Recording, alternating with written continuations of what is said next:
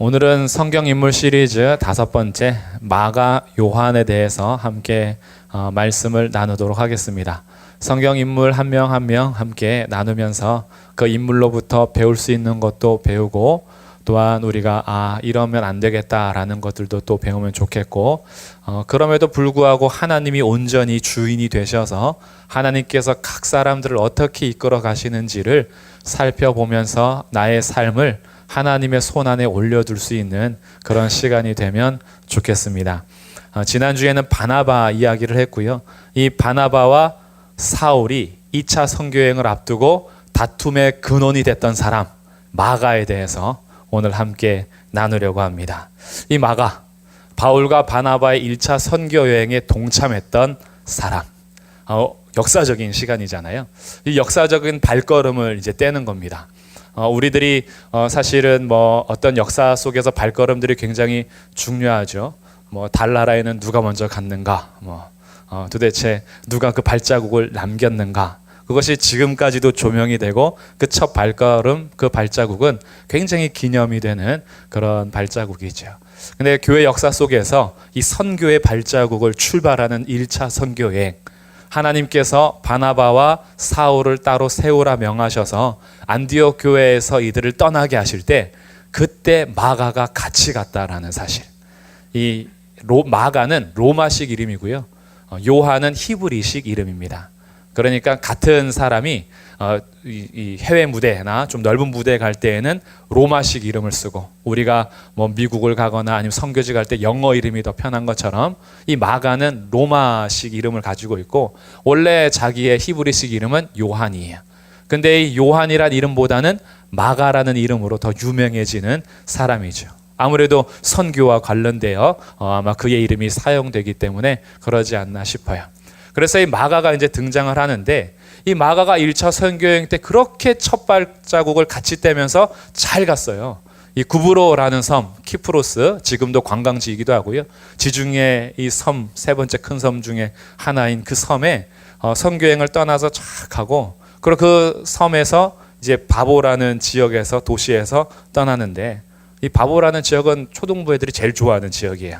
성경에도 바보가 나온다 막 이래서 그래서 이 바보라는 지역에서 배를 타고 이제 북쪽으로 올라갑니다. 그래서 이 밤빌리아의 버가라는 지역, 이 산맥을 넘어서 이제 건너가야 하는 거기에서 갑자기 요한이 중단하고 떠나버리는 거예요. 이 마가 요한이요, 이렇게 귀하게 선교여행을 출발했다가 떠나는 시간이 그렇게 길지 않습니다. 오늘 읽은 13절에서 바울과 및 동행하는 사람들이 바보에서 배 타고 밤빌리아에 있는 버가에 이르니 요한은 그들에게서 떠나 예루살렘으로 갔다. 근데 이때 갈 때가요, 얼마 전이에요. 얼마 직전입니다. 왜냐하면 4절에 보시면 두 사람이 성령의 보내심을 받아 실루기아에 내려가 거기서 배 타고 구브로에 가서 살라미에 이르러 하나님의 말씀을 유대인의 여러 회당에서 전할 때 요한을, 이 요한이 마가 요한이에요, 그 요한을 수행원으로 두었다. 그러니까 이 마가가 출발한 지 얼마 안 돼서 4절 5절에서 같이 출발하여 구브로 섬에 갔는데, 구브로 섬에 도착하여 동쪽에 도착해서 서쪽 서북쪽에 있는 바보라는 곳에서 이제 북쪽으로 올라가야 되는데, 이 북쪽에서 올라가는 이 밤빌리아 버가에서 이 마가가 선교팀 일행을 두고 떠나 예루살렘, 자기 고향 집으로 돌아갔다라는 거예요. 도대체 마가는 왜 이렇게 귀한 발걸음을 함께 하면서 왜 중도 하차했을까? 그리고 이 사건으로 인해서 나중에 사도행전 15장에 한번 보실까요? 15장 36절부터 41절까지인데, 자, 15장 36절, 며칠 후에, 이거는 사실 지금으로부터 며칠 후가 아니라 이미 선교여행 1차 선교여행 2년 다녀오고 와서 안디옥에 왔다가 예루살렘에 가서 공회의를 이미 마쳐서 바울의 복음과 우리가 전하는 예수의 복음이 과연 같은 복음인가, 모세의 율법을 행해야 되는 거 아니냐, 막 이런 논쟁이 다 끝난 이후에 그의 36절, 다시 예루살렘에서 회의를 마치고 안디옥에 왔는데, 그 며칠 후에 바울이 바나바더러 말합니다. 우리 1차 선교여행 때 갔던 각성을 다시 둘러보면서 그때 형제들이 잘 있는지 우리 신방하고 방문하고 다시 하나님 말씀을 전하고 오자라고 제안을 했어요. 그때 37절 바나바는 마가라 하는 요한도 데리고 가자 이렇게 하니까 38절 바울은 밤빌리아에서 자기들을 떠나 함께 일하러 가지 아니한 자를 데리고 가는 것이 옳지 않다. 대결이 된 거예요. 마찰이 일어난 거죠. 바나바는 마가 데려가자. 바울은 안 된다. 밤빌리아에서 우리를 떠나 우리와 함께 일하지 않은 자를 다시 데려가는 것은 옳지 않다라고 하는데 성경은 이 두 사람의 싸움을 아주 잘 묘사합니다. 39절 어떻게 싸웠어요? 서로 심히 다투어 피차 갈라섰다. 심히 다투어 갈라섰대요. 서로. 이 정도로 싸운 겁니다. 이때 마가 입장은 어땠을까요? 자기 때문에 목사님 2명이 엄청 싸워요. 전도행을 앞두고 지금 교회가 전도행을 출발하자라고 딱 했는데 담임 목사님하고 부목사님이 있는데 함께 가겠다라는 나 때문에 두 목사님이 엄청 싸운 다음에 갈라졌어요. 선교팀이 2팀이 돼버렸네. 이때 마가의 입장이 어땠을까요? 선교 가야 돼요? 말아야 돼요? 전도행이 출발할 수 있을까요? 없을까요? 수련회를 만약에 교회에서 가는데 수련회에 내가 간다고 했더니만 나를 데려가냐 마냐를 가지고 목사님들이 싸우고 수련회 장소가 2군데로 나눠졌어. 이때 이 당사자는 어떤 마음일까요? 참 찹찹하죠, 진짜. 이거는 뭐 상상이 안 되는 지금 이 과정입니다. 도대체 마가는 무슨 일을 저질렀길래, 도대체 어떤 이런 일을 했길래, 앞으로 그러면 이 마가는 도대체 어떻게 되는 것이며 하나님은 도대체 마가를 어떻게 사용하실까, 이런 궁금증을 안고 마가에 대해서 조금 더 살펴보려고 합니다. 이 마가가 아마 유명한 수식어가 있다면 뭐가 있어요? 마가 하면 생각나는 거. 마가의 다락방. 마가의 다락방 좀 유명하죠. 근데 그 다락방이 진짜 마가의 다락방인지는 조금 더 확인이 필요한데 어쨌든 마가의 다락방이 유명해요. 그 마가의 다락방은 왜 유명해졌냐 하면 우리 사도행전 12장으로 한번 가볼게요. 12장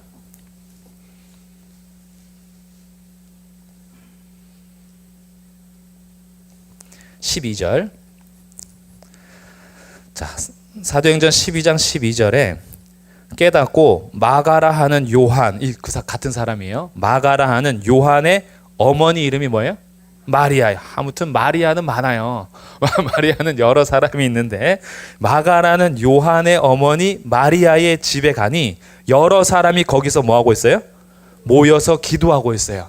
이 장면 때문에 아마 사도들, 이 제자들이 다락방의 1장, 사도행전 1장에서 예수님 승천하시고 나서 감람원에서 떠나 다락방에 모여서 기도하잖아요. 이 다락방이 이 마가의 다락방이 아닐까 이렇게 연관 지어서 생각한 거예요. 사실 사도행전 1장에서는 그 다락방이 마가의 어머니 다락방이다 이렇게 안 해요. 마가의 어머니의 집이다 이렇게 정확하게 말해주지 않는데 정황상 그 다락방이 이 집이 아닐까 이렇게 연결하게 되는 그런 절이 12장 12절입니다. 그래서 기도의 처소로 어쨌든 그 다락방이든 아니든 사실적인 건 뭐냐 하면 마가라 하는 요한의 어머니 집에서도 제자들이 함께 모여 기도하고 있더라. 기도의 처소로는 분명히 사용되고 있어요.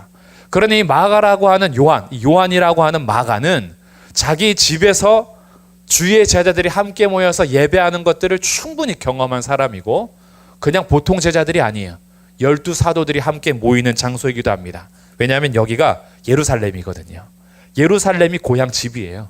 예루살렘 집에서 신실한 어머니 밑에서 자랐으며 그 어머니는 주의 제자들에게 기도의 처소를 내줄 수 있을 정도의 부유함도 있을 뿐더러 마음도 열려 있어서 주의 공동체를 함께 품을 수 있는 그런 가정에서 귀하게 자란 청년이 마가입니다.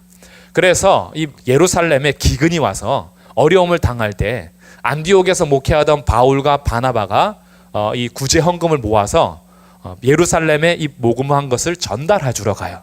그래서 예루살렘 교회의 어려움을 이겨내기 위해서 모금한 것을 나눠준 다음에 예루살렘에서 다시 안디옥으로 갈 때 어떻게 하느냐? 12장 25절입니다.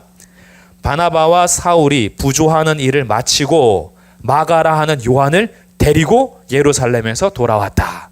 자, 마가라는 요한의 집에서 기도의 처소로 삼았던 이 시간들을 보내고 부조금도 다 전달하고 바나바와 바울이 다시 안디옥으로 올라가야 되는데 그때 누구를 데려가요? 마가라는 요한을 데리고 가는 거예요. 근데 이 마가가 또 바나바하고는 친척 관계입니다. 바나바의 조카예요. 그러니까 이 바나바하고도 친척 관계인데다가 귀한 집안에서 믿음의 가문을 이루었던 이 가정에서 잘 자랐던 마가, 그가 바나바와 사울과 함께, 이 바울과 함께 이 안디옥으로 올라갈 때는요, 아마 이 부푼 기대가 있었을 거예요. 안디옥 교회의 부흥, 안디옥 교회의 성장, 말씀이 전파되고 새로운 사람들이 막 모집이 되고 와서 주의 제자들이 생기고 비로소 거기에서 그리스도인이라고 일컬음을 받을 정도로 교회가 정말 탄탄하게 잘 지어가는, 그곳을 향해서 예루살렘을 떠나 안디옥에 갔어요. 근데 간지 얼마 안 돼서 성령께서 임재하셔서 바나바와 사울을 따로 세워 선교 여행을 보내시는 거예요. 그때 이 마가가 함께 동참할 때 그 마음은 얼마나 순수했으며 열정적이었을까. 이렇게 출발한 사람이 마가라는 청년입니다. 그리고 아마 언어 실력이 좀 있었던 것 같아요. 왜냐하면 이 사람의 기록을 찾아보면 베드로의 통역가로 활동하기도 했다 그러고요. 그리고 이 마가복음을 쓸 때에도 이 마가복음을 쓴 사람이 이 사람이에요. 그러니까 로마인들을 대상으로 써서 이 사람의 언어 실력은 어느 정도 있었다라고 봐요. 그래서 수행원으로 갔을 때도 아마 바나바와 사울과 함께 복음을 전하고 또 이 이방인들을 향해서 로마의 제국 안에 있는 이방인들을 향해서 예수님에 대해서 아마 또 전달해 줄 수 있는 사람으로서 짐꾼이기도 하지만 이런 수행원의 역할을 기록하기도 하고 이런 역할을 맡아서 간 사람이 마가라는 사람인 거죠. 그러니까 이 마가의 다락방도 유명하고 사실은 더 유명한 것은 마가복음이에요. 마가복음을 쓴 마가인 거예요, 이 사람이. 그런데 이 사람이 아까 무슨 문제를 일으켰어요? 선교행 잘 가다가 중간에서 하차했단 말이죠. 그것도 이제 막 시작해서 구브로란 섬은 바나바의 고향입니다. 바나바. 그러니까 바나바는 자기 고향에서 전도를 먼저 하고 싶었어요. 그래서 함께 물론 성령의 이끄심에 따라서 함께 움직인 거죠. 하고 나서 이제 실질적으로 저 소아시아 지역, 그곳에 밤빌리아를 건너서 이 버가라는 곳을 건너서 산맥을 건너서 소아시아 지역을 가야 하는데 이 산맥이 유명한 산맥입니다. 이 산맥은요, 뭐로 유명하냐면 산적 출현으로 유명한 것이에요. 그리고 험하기로 유명한 것이에요. 이곳을 이제 넘어가야 하는데 얼마나 이 한마음이 되어야겠어요. 이 공동체가 선교지 갔는데 만약에 한 명이라도 불평 하나 딱 하기 시작하면요, 선교 함께 했던 사람들 마음이 확 무너집니다.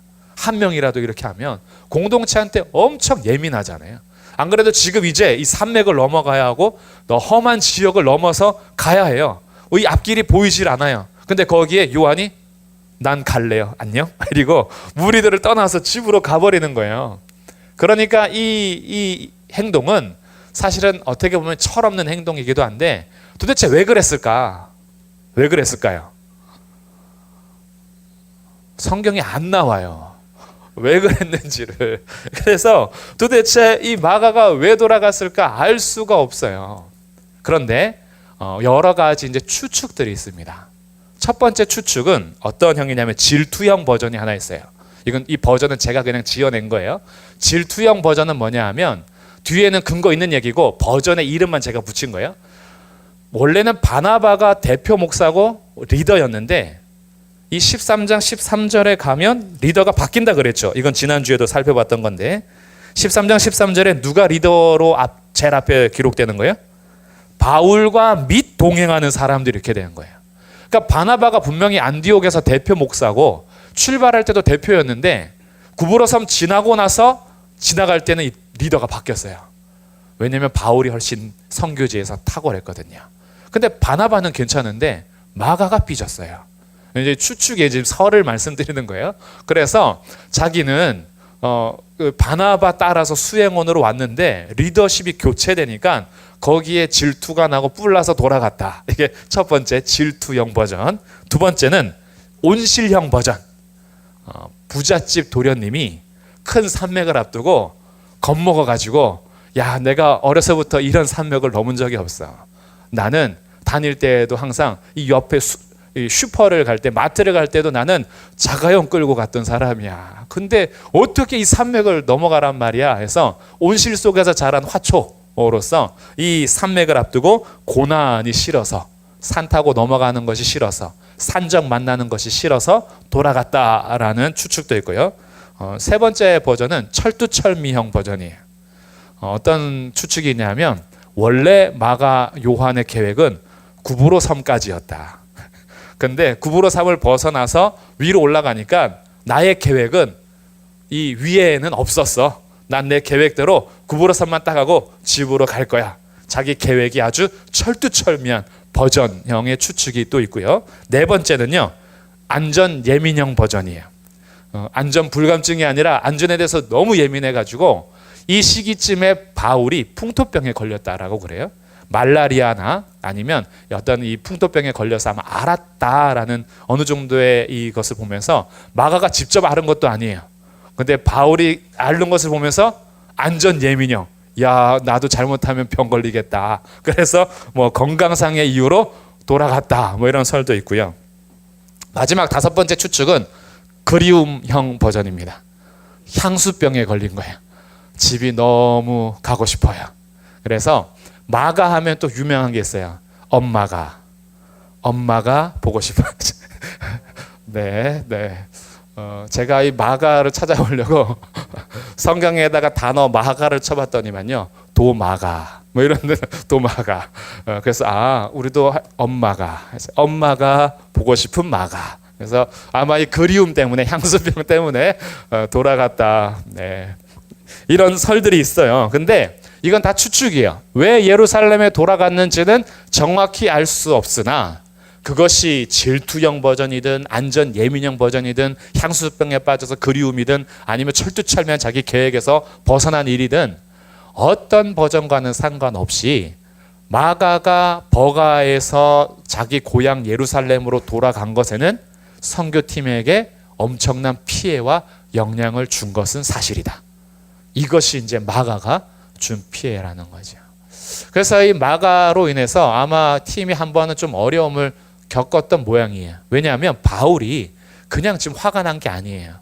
같이 일하러 가지 않음을 통해서 이 선교팀이 굉장한 어려움을 겪었기 때문에 다시 마가를 데리고 가는 것은 아니다라고 판단을 한 겁니다. 근데 우리가 지난주에 살핀 것처럼 바나바 같은 사람은 어떤 사람이냐 하면 세워주고 기다려주는 사람이에요. 그러니까 이 마가를 기다려주고 세워주기 위해서 같이 가자고 한 건데 이 의견이 절대 하나가 안 되는 겁니다. 그래서 갈라지게 됐어요. 자기 때문에. 아마 이 역량 때문인지 모르겠지만 마가가요, 약 10년이 지난 다음에 바울로부터 어떤 말을 듣게 되느냐. 이제 이 헤어지고 나서 약 10년에서 12년 정도가 흐릅니다. 그때 바울이 편지를 써서 성경에 기록하는 편지에 마가가 등장을 해요. 그 마가가 어떻게 등장하는지 볼게요. 골로새서 4장입니다.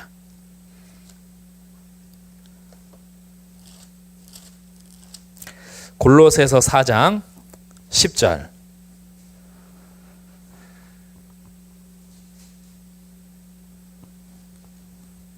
함께 읽어보겠습니다. 골로새서 4장 10절 시작.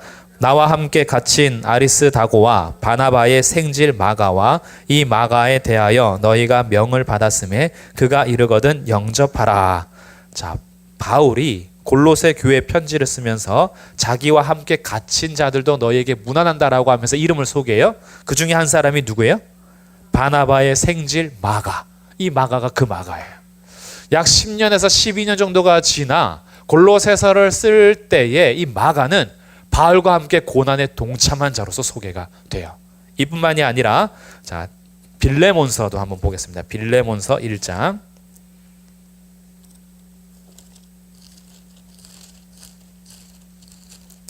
빌레몬서 1장 24절.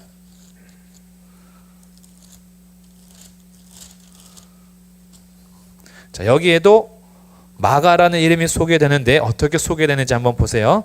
또한 나의 동력자 마가. 마가를 뭐라 불러요? 동력자다 이렇게 부른 거야. 나의 동력자다. 야, 10년 전에 자기 그렇게 버려놓고 자기 데려간다 했다고 바나바하고 그렇게 싸우고 갈라졌는데 10년 정도가 지나고 나서 마가를 뭐라 부르냐면 나의 동력자 마가. 여기에서 끝나지 않아요. 마가는 바울에게 엄청 귀한 사람이 되는데, 자, 디모데 후서, 빌레몬서 조금 앞에 보시면 디모데 후서 4장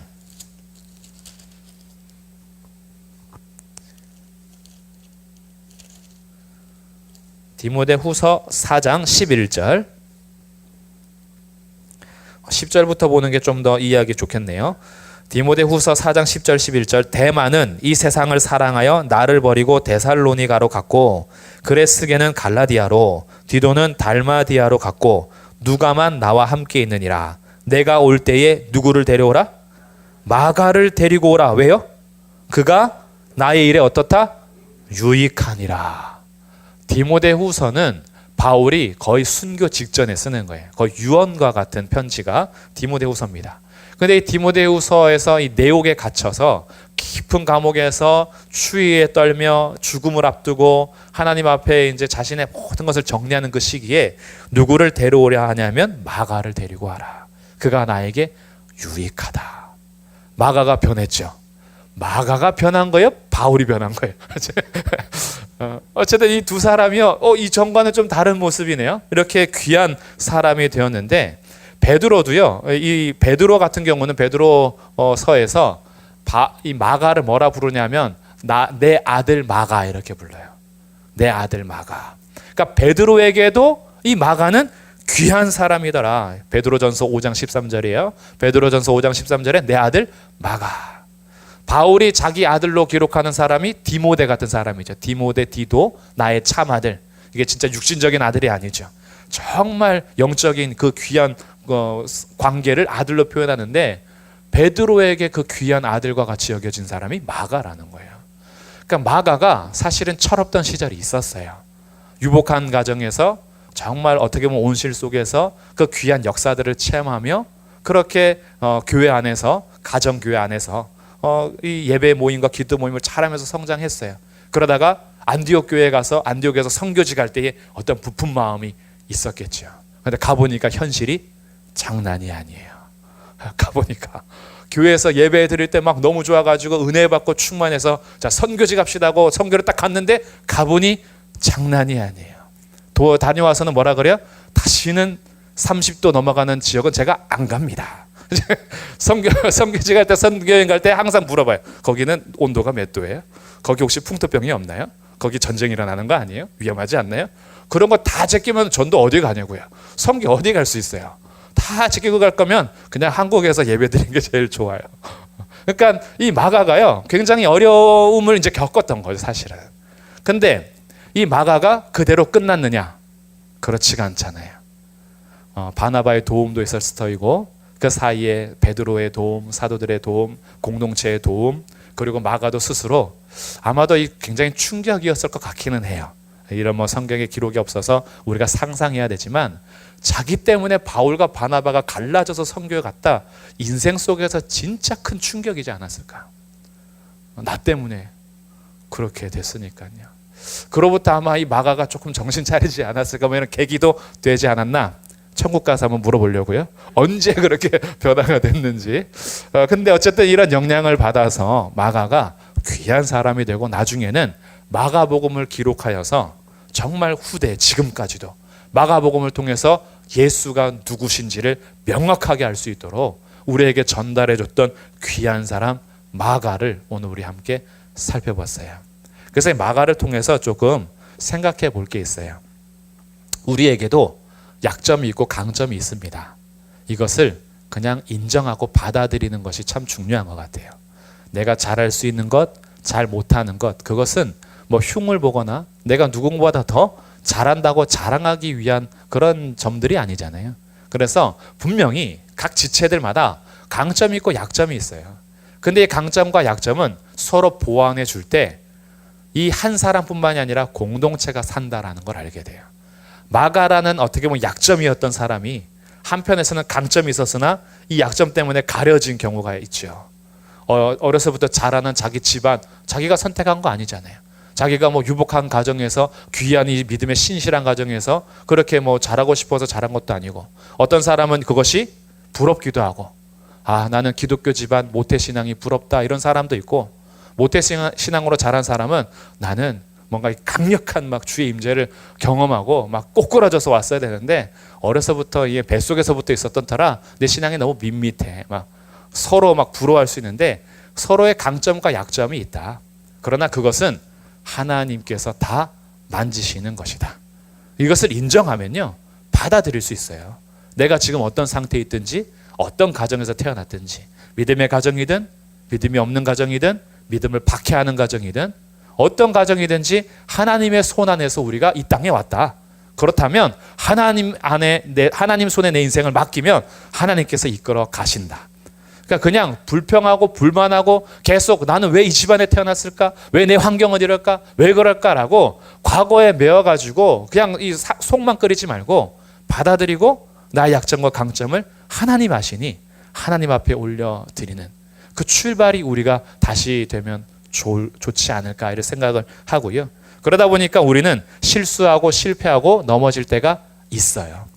하나님께서 근데 만약에 한번 넘어졌네? 버려. 근데 다른 사람 쓰다가 이 사람이 또 실패하면 실패했네? 버려. 이러지 않으신다라는 걸 오늘 배워요. 철없던 시절이 있습니다. 우리 다 있잖아요.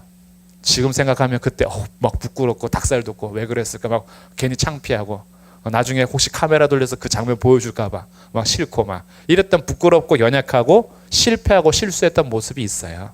그러나 하나님께서 그 사람을 만져가시는 것을 봅니다. 하나님께서요, 하나님의 사람들을 잘 이끌어 가실 겁니다. 그 하나님의 손에 내 인생을 맡기는 거예요. 내 실패했던 과거나 실수가 나의 앞길에 영원한 삶을 붙잡지 않습니다. 우리의 삶을 붙잡는 손은 하나님의 손이에요. 나의 실패나 실수나 과거가 나의 미래를 결정하지 않아요. 나의 현실과 나의 모든 삶을 주관하시는 분은 하나님이십니다. 그 예수님 안에서 우리는 그 실패와 실수까지도 합력하여 선을 이루시는 하나님의 손 안에서 성숙해 갈 수 있는 거예요. 정말 부끄러운 것들에 대해서 배우는 것도 있고, 나 때문에 어떻게 이 선교팀이 갈라진단 말인가? 그 위대한 사도들이 어떻게 이렇게 싸울 수 있단 말인가? 이런 것들이 때로는 감추고 싶지만 2000년이 지난 지금까지도 계속 밝혀주는, 마가 때문에 갈라졌대요. 지금까지도 밝혀주는 이 과거가 마가를 붙잡지 않았다. 하나님의 손이 마가를 이끌어 가셨다. 그러니까 실수한 자리, 실패한 자리 툴툴 털고 일어날 수 있습니다. 그리고 다시 일어나서 하나님 안에서 성숙할 수가 있어요. 그래서 오늘도 배우게 됩니다. 마가의 인생이 하나님 손에 있어서 그의 실수나 철없던 시절을 지나 교회 공동체와 또 귀한 목회자들과 선교팀에게 다시 좋은 일꾼이 되었던 것처럼, 오늘 우리도 하나님 손 안에 있을 때 철없던 시절과 실수와 실패의 시절을 지나서도 하나님 우리를 통해서도 공동체를 견고하게 세우고 다른 사람에게 유익한 자가 될 수 있다. 하나님이 우리를 그렇게 세워 가실 겁니다. 그래서 마가의 하나님이 우리의 하나님이고, 오늘도 우리의 하나님은 우리를 이끌어 가실 터이니 우리의 연약한 시절 또 연약한 상태 괜찮습니다. 하나님 안에 맡겨서 오늘 우리 한 명 한 명을 통해서도 교회 공동체가 다듬어지고 든든하게 세워지고 우리의 가정이 주 안에서 견고하게 세워지고, 그래서 믿음의 가정과 우리 교회를 통해서 많은 사람들이 주님을 믿는 믿음의 도, 십자가의 도에 복종하면서 돌아올 수 있는 그런 귀한 역할들이 돌로 세워지는 하나님의 사람들 되시기를 주님의 이름으로 축복합니다. 아멘.